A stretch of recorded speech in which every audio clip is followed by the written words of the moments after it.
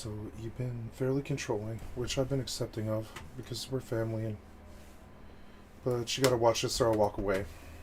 Yeah. Don't tell me what the fuck to do. I'm 40. It's not welcome.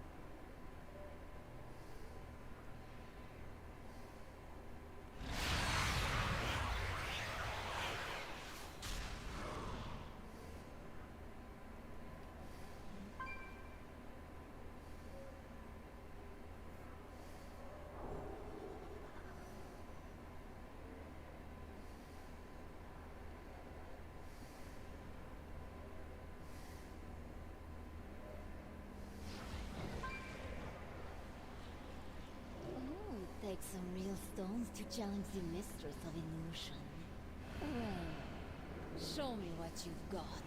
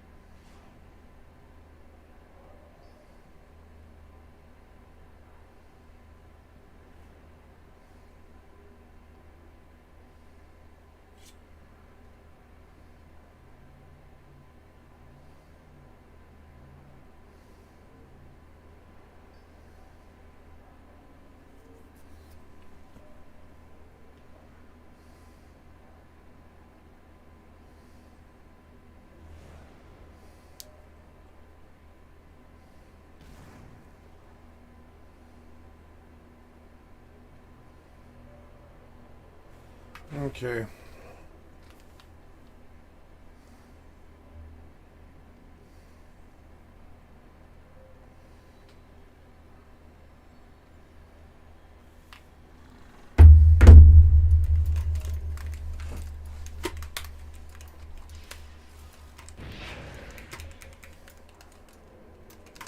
For you, I offer only the finest. Until our next transaction, may I tempt you with my wares?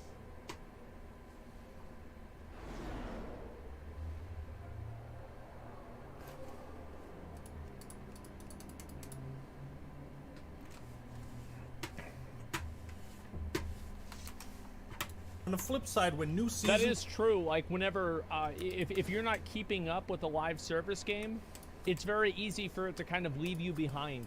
And you come back to the game and, like, a bunch of shit has changed. Like, I've had this happen to me whenever I come back to play Fortnite or PUBG. There's, like, 6 new guns. I don't know what any of them do. Where's the M4? I can't find it. What's this new fucking... It's kind of like a SCAR, but it's not. The fuck? I thought the AUG came from the parachute box. Now it's on the ground. Oh my god. This is so complicated now. Yeah, it's happened with a lot of things. And yeah, it makes it harder for people to come back and play them again. Are coming out for an already existing game, that can generate a lot of hype. But staying up to date with live like service no build games, for particularly ones you're really invested in, can feel like reading a fucking manga. Like, miss one issue, And now you have no idea why a support hero can outduel Reinhardt. With so many games and so many updates, players generally stick to like one or a few live service games at a time because there's such a big investment on the player's part, right? It's all you invest a lot of time playing the game. That's the reason why MMO players are so focused on whether a game is dying or not. Because if a game is dying, then they don't want to play it because they're investing a ton of time into it. It's what makes sense. reward structures, the daily login bonuses, daily challenges, weekly challenges. I kind of felt like that with Tower of Fantasy. I've wanted to go back and play the game again, but it kind of stressed me out a lot whenever I was trying to compete on the leaderboards, and it's like if I wasn't doing all of my vitality dailies and playing the game every single day, other people were getting ahead of me and they were a higher level, and now I had to farm frontier expeditions 500 fucking times. Like, oh my god, it's crazy. We've taken the lead. All this vaulting of content and limited time events. Everyone's trying to get you to feel like you're missing out. Remember to rewatch this video after you finish watching it for the memes. But it's like, so it's like, are you really going to stay committed to the Vanguard grind when Modern Warfare 2 is out right now? There's probably people still playing Vanguard. What are you doing? What are you doing? What are you doing? If done right, live service can be a saving grace and a guardian angel. Live service in early access means developers can release their game, gauge player interest, and make changes before putting all... This is what happened with not only Valheim, which is a great example, but also with Vampire Survivors.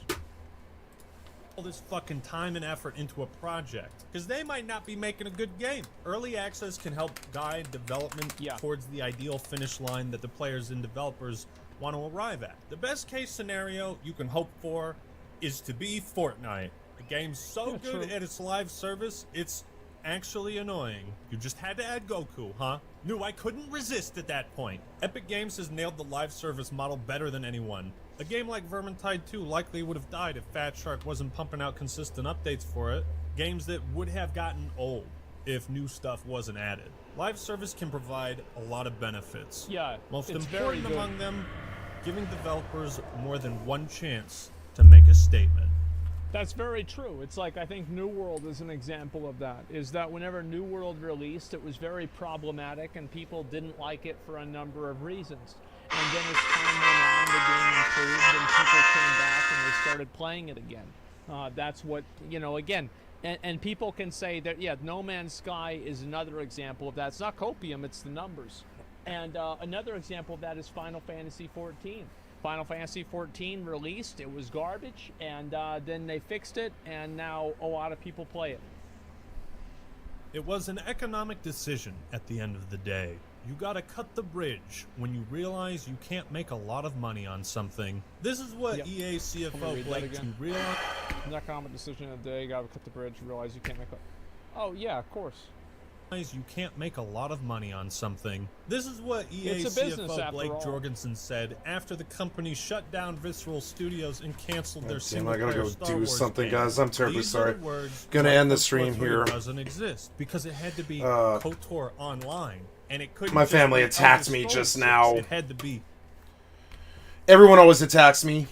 Everybody, all the time. What you think about last time I attacked anybody at all? Everybody always attacks me all the time. I'm just, like, I don't know. I can't really handle it. So I'm gonna go deal with something before it becomes even more of a fucking problem. I'm sorry.